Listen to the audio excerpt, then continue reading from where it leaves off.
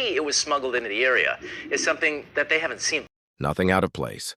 Now imagine learning later that this same plane was secretly carrying illegal drugs, and it wasn't alone. 14 other aircraft were doing the exact same thing, all hiding their cargo in plain sight. This wasn't a small operation. It wasn't sloppy, and it almost worked. What exposed it wasn't a dramatic raid or a whistleblower. It was something far smaller. A single tracking signal that didn't behave the way it was supposed to. At first, the flight looked routine. Cargo aircraft move constantly across the country, carrying everything from electronics to food supplies. Law enforcement monitors thousands of them, but very few raise red flags. This one didn't either, until its movement pattern started repeating in strange ways. The plane wasn't just flying from point A to point B. It was stopping briefly, changing routes, then syncing its movements with other aircraft doing the same thing. When analysts overlaid the data, they noticed something unsettling. These flights weren't random. They were coordinated. As investigators dug deeper, they realized this wasn't one suspicious plane. It was 15. Each aircraft appeared legitimate.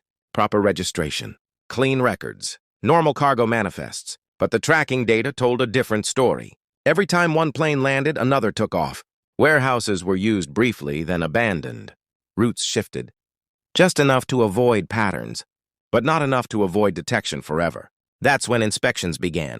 What agents found shocked even veteran investigators. Hidden compartments built directly into cargo sections. False flooring. Modified panels designed to look like structural components. From the outside, everything looked untouched. Inside, packages were packed tightly, sealed carefully, and distributed across multiple aircraft to reduce risk. Altogether, the hidden cargo added up to nearly 1,000 pounds. The scale of coordination was what stood out most. This wasn't rushed. It was engineered. Each plane carried only a portion of the load. If one was stopped, the rest could continue. The system was designed to survive losses, a strategy used by high-level trafficking networks. But that same complexity became its weakness. Once authorities understood the pattern, they didn't move immediately. Stopping one plane would have warned the rest. Instead, they watched. They tracked. They waited until enough evidence was in place to act without tipping anyone off. Then, quietly, the operation collapsed. Planes were intercepted at different locations. Warehouses were secured. Hidden compartments were opened. What had been invisible for months was suddenly exposed all at once.